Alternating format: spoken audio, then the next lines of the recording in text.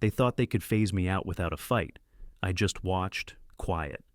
For now. My name is Raymond Ellis. I'm 52 years old, and I live in Dayton, Ohio. For 19 years, I worked at Neuroflux, a mid-sized biomedical tech company that wouldn't even exist if it weren't for the regulatory groundwork I laid. I showed up that morning like I had every other day, 6:45 a.m., black coffee in hand, a plain blue dress shirt tucked into ironed khakis.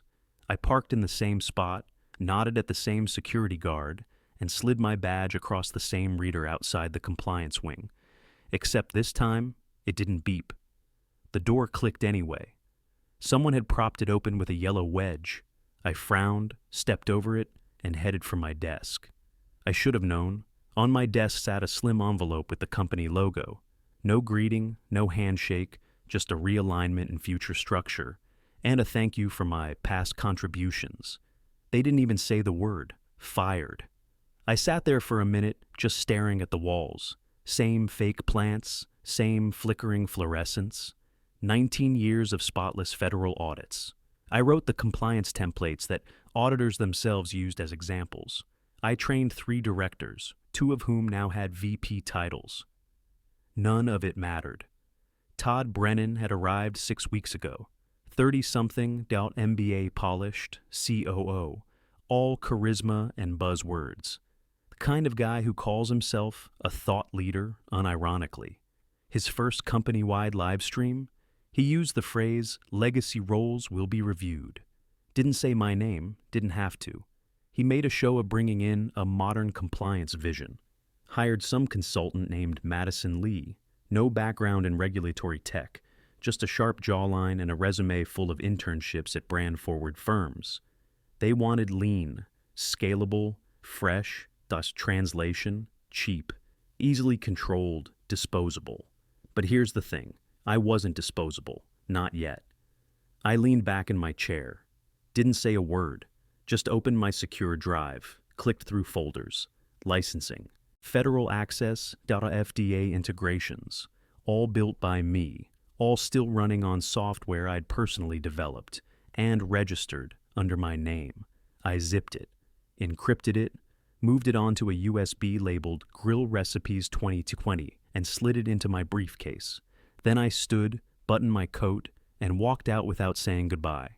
No slamming doors, no shouting. Just quiet, like always.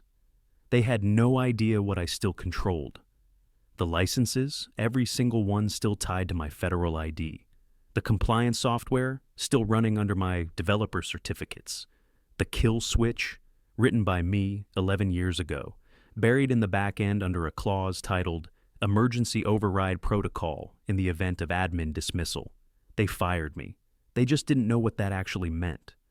Not yet. They cut me out of the systems, but forgot one thing. The licenses were still mine.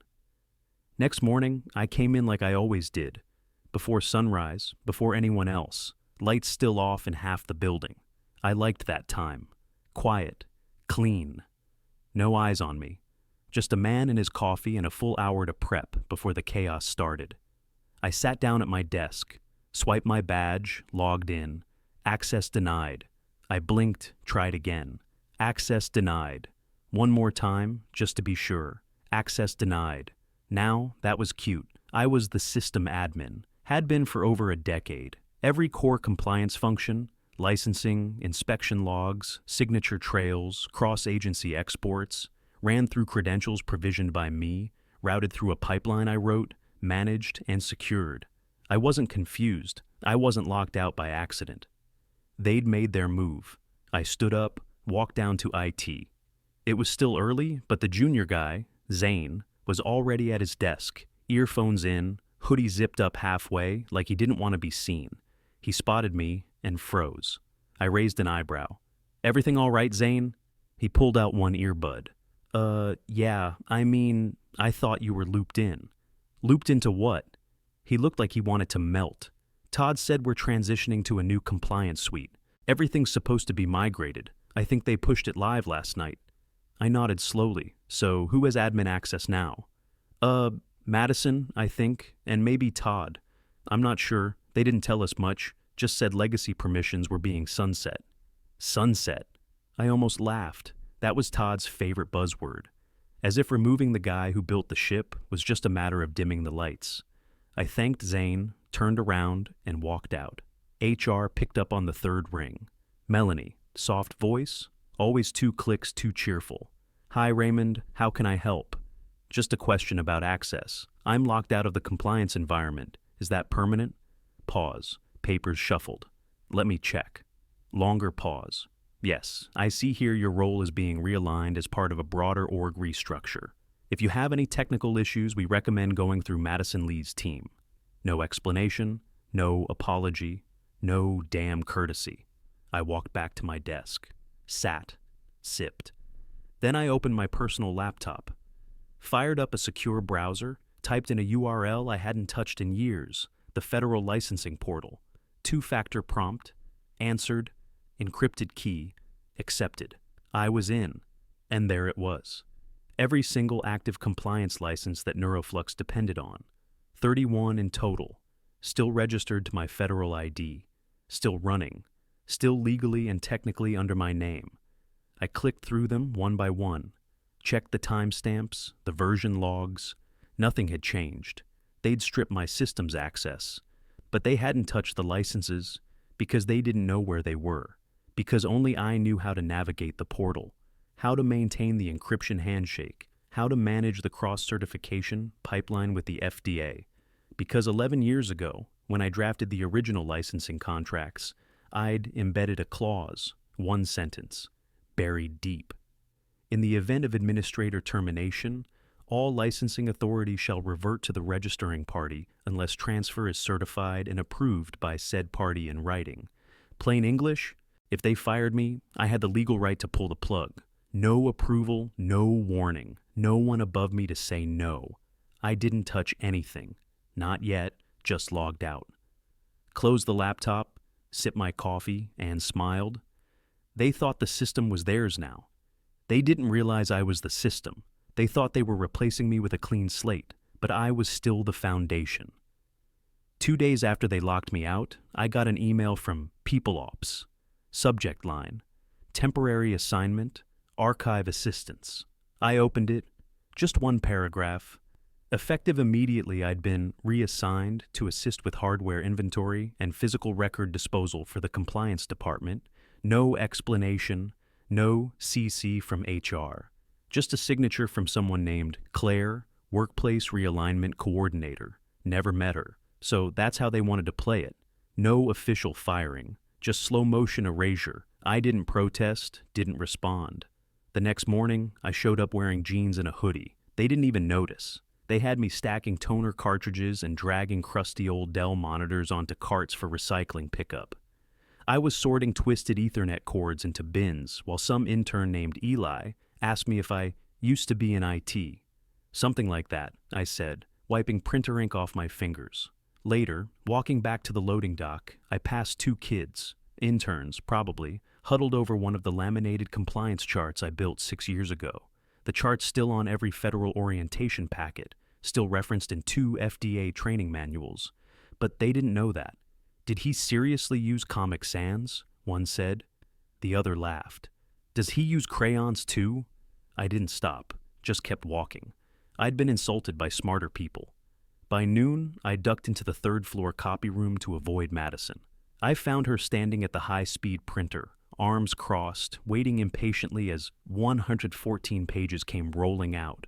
At the top of the stack, Q3 license reassignment roadmap, internal use only, in bold-centered text under the title, Prepared by Madison Lee, Transition Lead. I didn't say anything, just stood there, arms crossed. She glanced over at me like I was an intern. Can I help you? I smiled. Just needed a pen. She turned back to the printer, already forgetting I existed. I headed back to the makeshift storage room they'd stuck me in, desk wedged between cardboard boxes and a giant paper shredder. As I sat down, something caught my eye. Under my keyboard, a folded sticky note. No name, just 2 words in tight cursive. Friday full wipe. And a little smiley face. I recognized the handwriting. Jules from accounting, quiet, sharp. Had a memory like a vault and a habit of knowing everything 2 days before anyone else. I unfolded it further. They're scrubbing your name from all license filings by EOD Friday. She's drafting the transfer paperwork now. Thought you should know. That was 4 days from now. I leaned back, opened my laptop, logged into the federal licensing portal with my private credentials. Still active. All 31 licenses, still registered to my ID, still showing Neuroflux as dependent licensee, still non-transferable without written consent. I clicked into the fine print. Confirmed what I already knew. Buried in section 4.6.2 of every compliance license I ever wrote was a clause so dull-sounding nobody ever read it. Licensing authority remains under the originating signatory unless transfer is explicitly authorized and countersigned. They could prepare all the PDFs they wanted. Madison could staple her name on every new guide she printed. But unless I signed off, they had nothing. I leaned forward, opened a blank doc, started typing. One sentence. All current licensing authorities remain under my sole control until properly terminated under clause 4.6.2. I saved it as a PDF, printed one copy, folded it in half, slipped it into my desk drawer. They thought I was gone. But I was still holding the keys, and I didn't need permission to use them. They erased my name from the system, so I pulled the trigger they didn't know I'd set. The calendar invite hit my inbox at 9:02 a.m. Alignment huddle, conference B, 10 hours sharp. No agenda, no names listed. Just that sterile corporate tone HR consultants like to pretend is neutral. I showed up 5 minutes early, like always. No one offered me a chair, just Todd standing near a whiteboard, marker already uncapped, and a flowchart behind him. Big arrows, color-coded boxes, and at the center of it all, compliance operations. My name was on one of the nodes. A red X was drawn through it. Todd didn't greet me, just pointed at the board like he was explaining a menu. We're moving forward, he said. Lean.scalable.new blood. Behind him, the name Madison Lee was printed in bold under every system I'd built. Each legacy module will be restructured under the new suite. We've already begun reassignment and are accelerating the transition. Madison will be overseeing it all. I glanced at the board. Risk analysis. Licensing.Federal Exchange sync. Even my audit trail builder.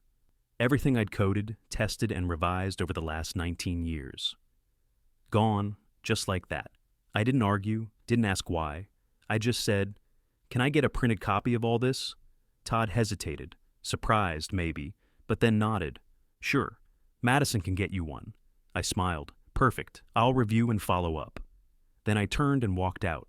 No handshakes, no goodbyes, no need.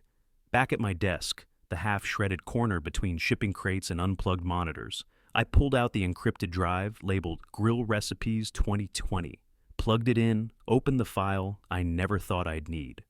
Failsafe, protocol, override, VV7, final.docx. 11 years ago, after a restructuring scare, I added a clause to our internal control systems, just in case. It granted the originating system architect, me, one 30-day administrative override in the event of the unauthorized credential reassignment. It was buried in the control layers of our licensing bridge, not in the HR paperwork or IT SOPs. It required a physical confirmation, a one-time digital signature from a private key stored offline. I opened the license manager, typed in the hash key, signed, the screen blinked once, then a new window appeared. Protocol. Initiated admin override activated. 29 days, 23 hours, 59 minutes remaining. Every license now showed a pending override tag, visible only to me. They could still run things, for now. They could send emails, pull up dashboards, smile in meetings. But the fuse was lit.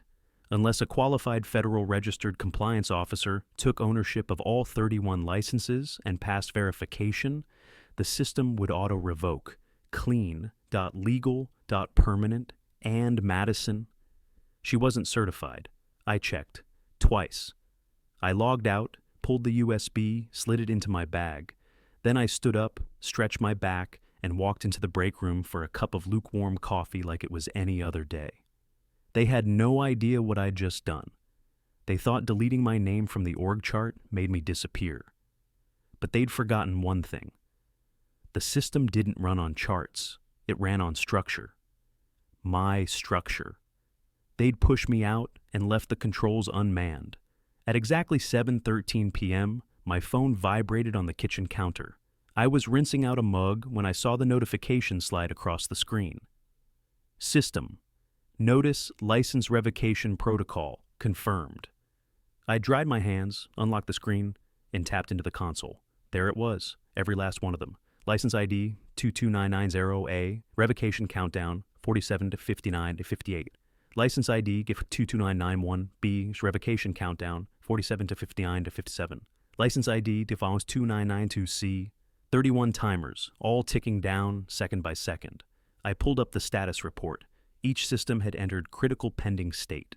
Every compliance function, federal logging, live audit sync, regulatory AI pipelines, was now operating on a temporary grace period, 48 hours. After that, the software locks itself, reports freeze, no exports, no log trails, no audit-ready status. And, unless a certified licensee reclaims the credential and clears federal ID revalidation, shutdown. Permanent. I leaned back in my chair, opened the drawer and grabbed a lime seltzer from the mini fridge, cracked it open, took a long sip, and opened the tracker window on my laptop. There they were, glowing softly on the screen. 31 green bars. 31 slow, synchronized pulses, each one marking a different department: bioengineering, clinical trials, safety compliance, DOTA, sanitation, audit defense, and every one of them licensed to me, not Neuroflux, not Todd, not Madison. Me, and here's the kicker.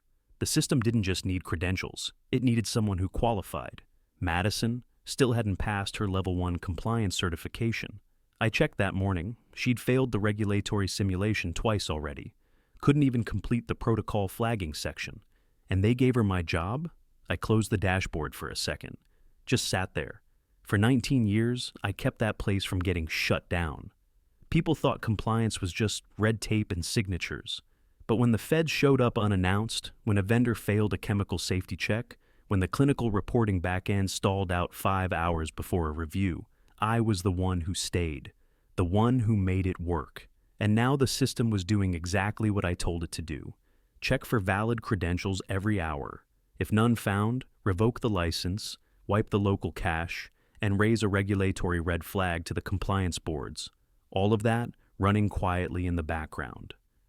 My backup login, the one nobody ever found, was executing the script line by line, clean.legal, untraceable.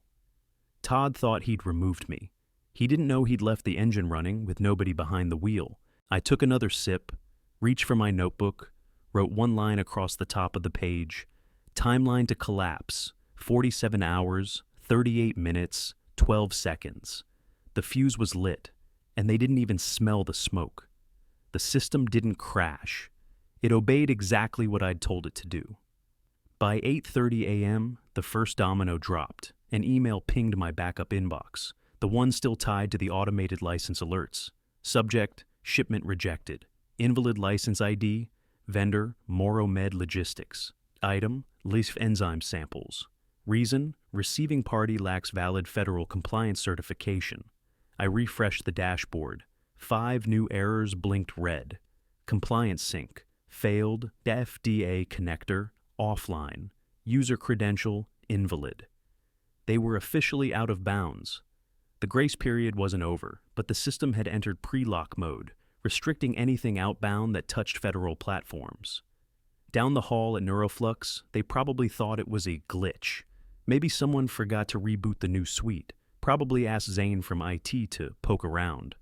But this wasn't Zane's domain, it was mine, always had been. By 9:05 a.m., Darren, the operations manager, tried to manually reassign the licenses to Madison. I know because the attempt triggered an alert. Reassignment. Attempt blocked. Unverified user, Lee M. Reason: certification not validated. They had no idea. You don't just pick someone to hold federal regulatory licenses. There's a clearance process. Exams.identity checks. years of documented history. Madison hadn't even passed her first audit simulation, let alone filed her C-103 clearance. And then someone, probably Darren again, tried something desperate. They entered my old credentials. That was a mistake.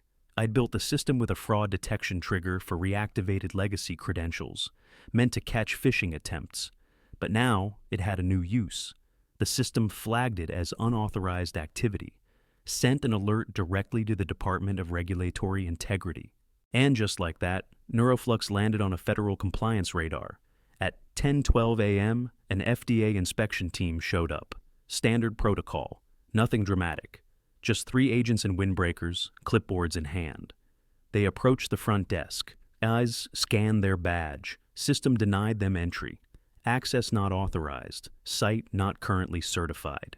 Let that sink in. A biotech company that handled live trial materials and experimental treatments had just failed its own front door verification. Inside, Todd was probably pacing. I imagine it clearly. Madison tapping her mouse, refreshing a screen that wouldn't load. Darren holding a printout upside down. HR whispering something about temporary outages. But the system wasn't crashing. It was doing its job. Everything was executing the way I designed it. Step by step. Permission checks, role validation, license expirations countdowns, all automatic, all by the book. By 11:03 a.m., the entire audit was called off. Inspection cannot proceed. Environment non-compliant. Failure to comply at entry-level protocol triggered a full site fail. Neuroflux didn't even get to the interview stage. I checked the logs again, each section blinking red. Live trial, portal, inactive vendor, liaison feed, suspended. Federal bridge, terminated.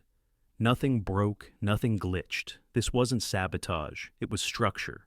They removed the one person who knew how it all worked, and the system simply followed orders. The man they thought was disposable was now the only one who could save them. Around 11 a.m., my phone rang. Unknown number. Dayton area code. I knew who it was before I picked it up. I let it buzz twice before answering. Raymond? A pause. Hey, it's Graham from Ops. Graham used to cut me off in meetings, would lean back in his chair, smirking, anytime I walked through a presentation. Always had a comment ready about how slow compliance moved or how regulators just needed to loosen up. Now, he sounded like he hadn't slept. Listen, we got it wrong, he said quickly. I mean, Todd's team, things got confused, and you were supposed to be part of the transition plan. But the licenses, look, we didn't realize the setup. He was rambling. His voice cracked halfway through a sentence. I could hear background noise. Someone tapping hard on a keyboard, a printer screeching, a phone ringing unanswered. We need you, he said finally, low and desperate. Please. I let the silence hang, just long enough to make him squirm. Then I said calmly, that's a nice offer. And I hung up. No threats, no speeches, just one line in dial tone. I went back to my tea. The kettle was still warm. My inbox was clean. Across the city, Neuroflux was coming undone. Their vendors had halted transactions. Their portals were dark. The FDA was flagging their records for breach audits. Internally, alerts were probably pinging every hour. License revoked, operator unknown, critical systems non-compliant. They thought this would be about revenge, that I'd storm in one day, scream in the lobby, file a lawsuit, try to tear it all down from the outside.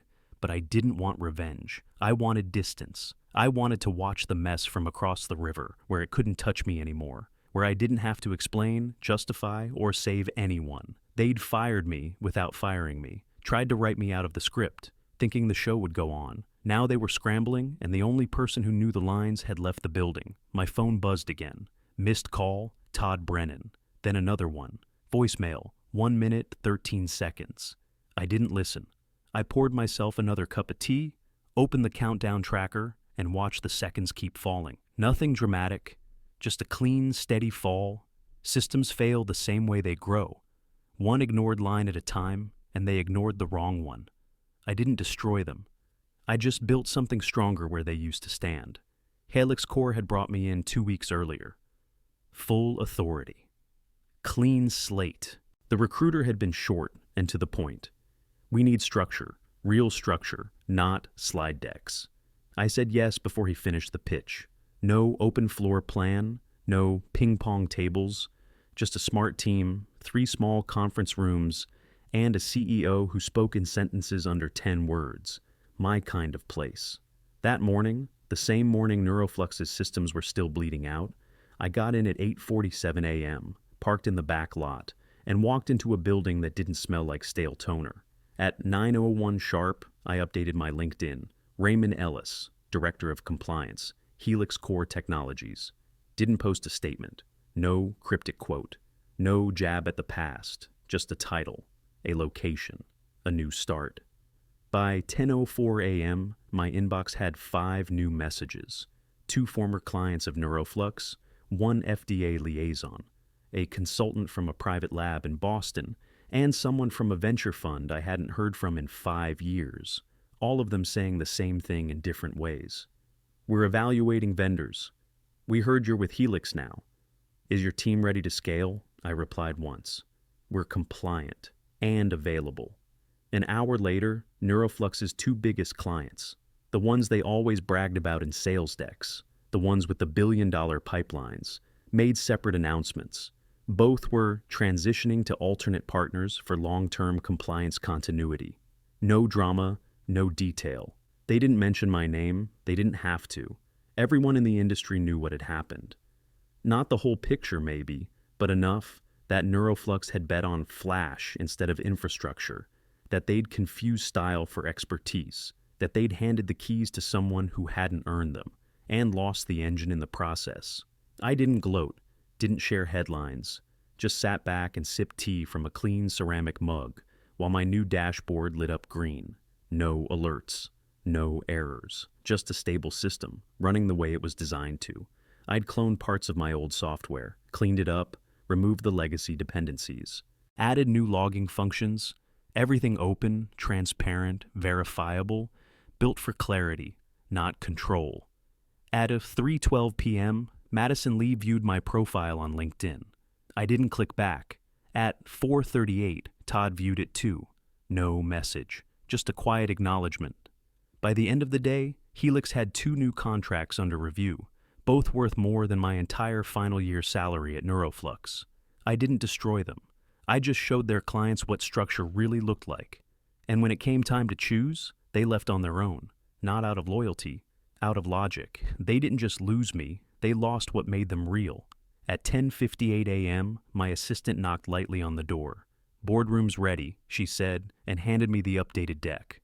We were about to present to our newest client, a name that had once been splashed across every Neuroflux banner, newsletter, and trade show booth, their crown jewel. Now, ours. I stood, tucked my notebook under one arm, and walked down the quiet hallway.